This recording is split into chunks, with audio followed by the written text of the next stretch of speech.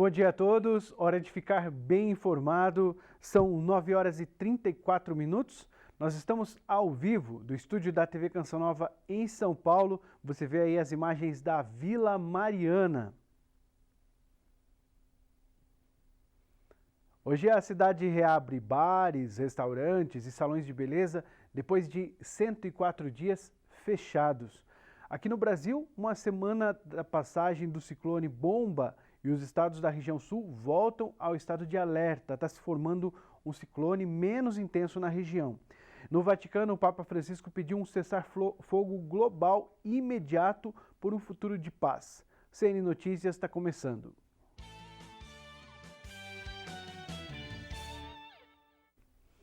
O Papa Francisco agradeceu a adesão de tantos países ao cessar-fogo proposto pela ONU.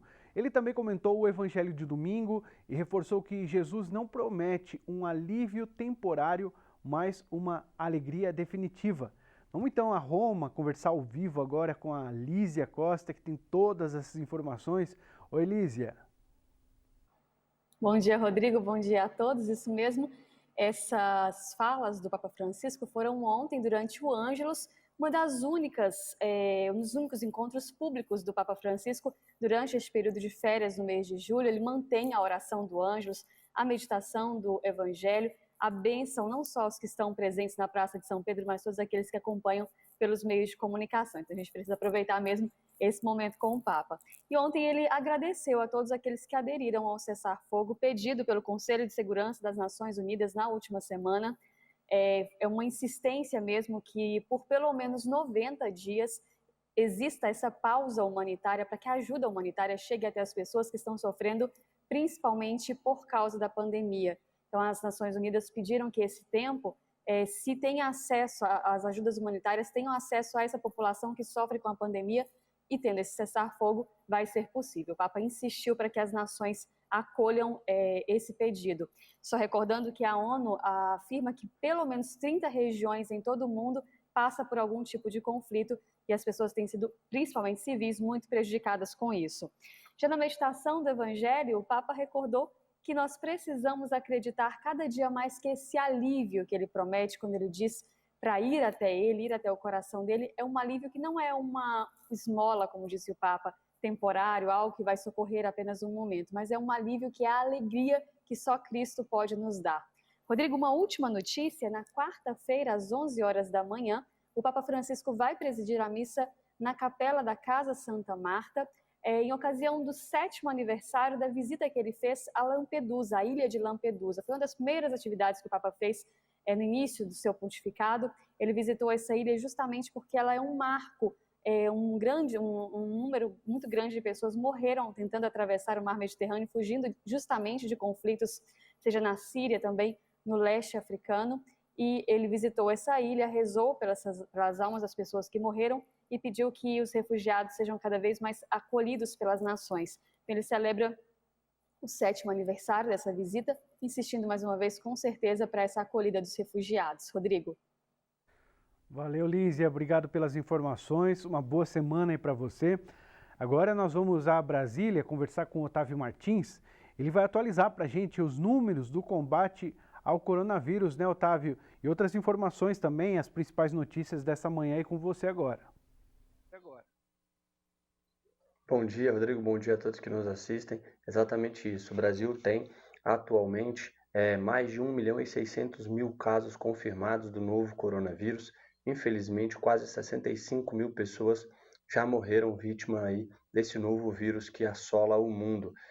A boa notícia fica por conta das pessoas recuperadas. A gente tem também quase 1 milhão de pessoas que se recuperaram. Já estamos próximos aí a esse bom número, graças a Deus. Então, o Brasil é o país que tem mais pessoas recuperadas no mundo. A semana aqui em Brasília, ela começa com uma expectativa em especial, que é o anúncio aí do ministro da Educação, o 4º ministro da Educação em 18 meses de governo. Então, o presidente Jair Bolsonaro já tinha definido um nome ali, que era o do secretário de Educação do Paraná, Renato Feder, mas em conversas no final de semana com as alas militares ali, aquela ala ideológica, a chamada ala ideológica do governo, o presidente preferiu aí escolher um outro nome. E ontem, no final da tarde também, Renato Feder anunciou em suas redes sociais que tinha recusado um convite do presidente feito na última quinta-feira. Então, agora a gente volta aí à etapa da escolha do nome que vai substituir Abraham Weintraub no Ministério da Educação. Esse é um ministério que tem tido aí alguns problemas ao longo do governo Jair Bolsonaro com os ministros que foram escolhidos. O primeiro foi o Vélez, depois tivemos o Abraham Weintraub, com a passada aí relâmpago do Alberto Decotelli. Então, é um ministério que, na avaliação do presidente, também dos apoiadores e dos militares e da ala ideológica ali, aquelas pessoas que cercam o presidente Bolsonaro, é hora de acertar no Ministério da Educação. Existem questões importantes aí a serem tratadas, como o Fundeb, o Enem, né? A reforma do ensino que o presidente prometeu na campanha. Então a avaliação é que é hora de escolher um nome certeiramente, não tem mais como errar. Então essa semana é uma semana decisiva para o presidente Jair Bolsonaro escolher o novo ministro da Educação. Voltamos com vocês. Valeu, Otávio. Qualquer novidade você traz para a gente aí, tá bom? Agora nós vamos conversar com o André Cunha, ele tem informações aqui de São Paulo, porque a cidade reabre hoje com restrições, né? Bares, restaurantes e salões de beleza.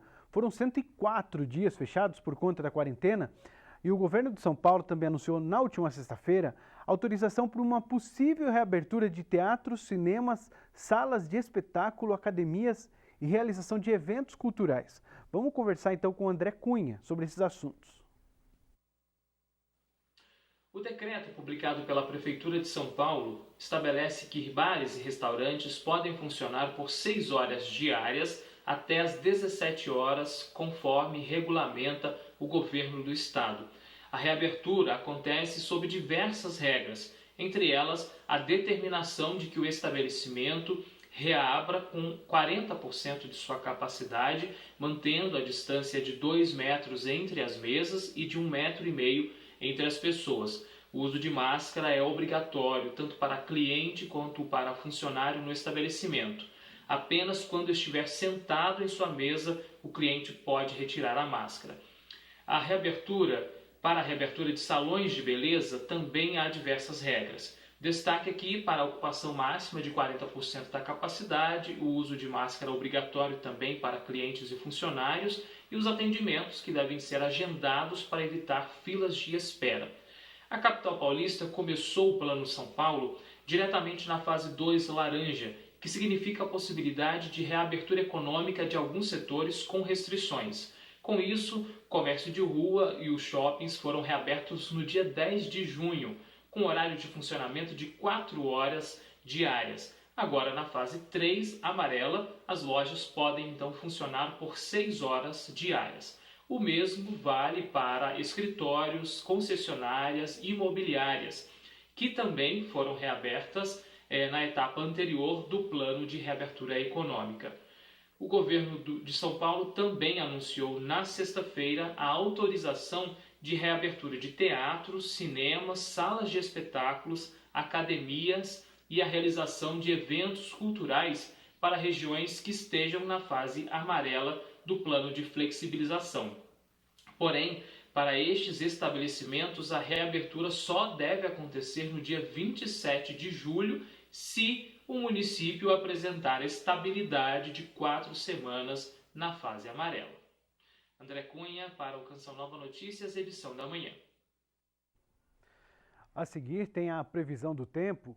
Hoje as temperaturas aqui em São Paulo devem ficar entre 15 e 25 graus. A gente vai para o intervalo com imagens ao vivo aqui da capital paulista.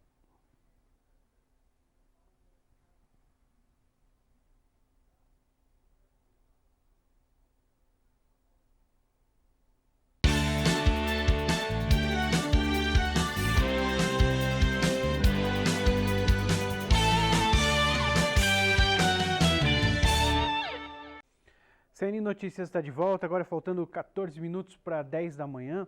A gente vai falar de notícia internacional. Na Europa, os casos de Covid começam a se estabilizar, mas continuam se espalhando para a Ásia e aqui para as Américas. A manchete do britânico The Guardian diz: A Índia é o terceiro maior do mundo em casos de coronavírus. O país ultrapassou a Rússia. Os dados são do rastreador da Universidade Johns Hopkins. A Índia tem 697.413 casos de coronavírus conhecidos e 19.693 mortes. A Rússia registrou 680.283 casos e 10.145 mortes até agora. Os Estados Unidos, com quase 3 milhões de infecções, estão no topo da lista, com o Brasil em segundo lugar, com 1.600.000 infecções. E os destaques do francês Le Monde. A Austrália isola o estado de Vitória, o mais afetado pela pandemia naquele país. Os hospitais dos Estados Unidos estão à beira de saturação. E, enquanto a pandemia de SARS-CoV-2 parece ter se estabilizado em grande parte da Europa, a situação continua preocupante na Ásia e nas Américas. E o jornal japonês Yomiuri Shimbun destaca as fortes chuvas que têm atingido o país desde o final de semana. A manchete diz: 250 mil pessoas evacuam a área devido a fortes chuvas. Um aviso de evacuação foi emitido nesta segunda-feira nas prefeituras de Kumamoto, Kagoshima e Miyazaki. Atingidas por chuvas próprias da estação, as 3 prefeituras tiveram uma chuva mais intensa hoje. Pelo menos 3 mortes foram confirmadas na província de Kumamoto. A busca pelos desaparecidos continua. Ainda falando de notícia internacional, por causa da pandemia, o número de estrangeiros que vivem em Portugal pode sofrer queda. Já existe mais de 500 mil de estrangeiros a viver aqui em Portugal. Segundo o CEF, Serviço de Estrangeiros e Fronteiras, nesses últimos 4 anos o número de estrangeiros tem crescido, mas no ano de 2019 esse crescimento foi significativo em relação ao ano anterior. Foi 22,9% a mais de imigrantes que entraram para viver em Portugal. Isso porque antes da pandemia, Portugal tinha uma oferta significativa de emprego, melhores condições de vida e também segurança. Do maior grupo de estrangeiros que aqui vive, somos nós brasileiros, que contamos com 25,6% desses imigrantes, isto é, mais de 150 mil brasileiros aqui vivem. Nesse tempo de pandemia, todos os imigrantes se igualam aos portugueses à procura de trabalho, à procura também de condições de vida, mas agora, com as entradas bloqueadas de imigrantes por causa da pandemia, se acredita que esse número vai cair neste ano, mas possivelmente possa crescer depois que essa crise passar. Cíntia Santos, de Lisboa, para o Canção Nova Notícias. Depois de uma semana da passagem do ciclone Bomba, os estados da região sul do Brasil estão em alerta. De hoje até quarta-feira, está prevista a chegada de mais uma frente fria e de outro ciclone extratropical, menos intenso, que está se formando na região.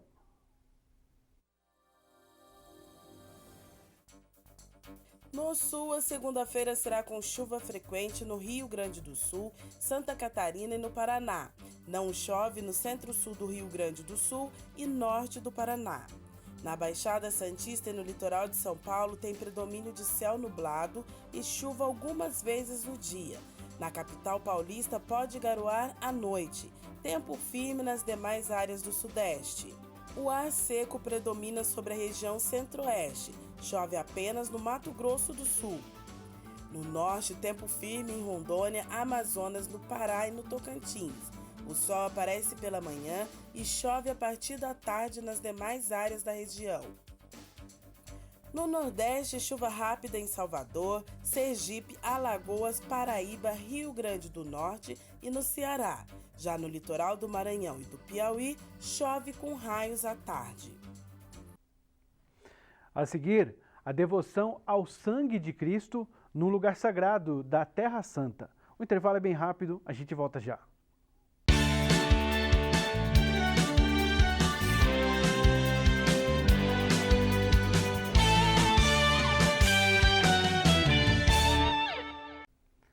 CNN Notícias ao vivo, estamos de volta para mostrar para você agora, direto da Terra Santa. A Danúbia Glacier mostra lugares santos ligados à devoção ao sangue de Cristo. Neste mês dedicado ao preciosíssimo sangue de Jesus, eu estou em um local onde o sangue de Jesus começou a ser derramado, onde ele sofreu a sua agonia, aqui no Jardim do Getsêmani, em Jerusalém.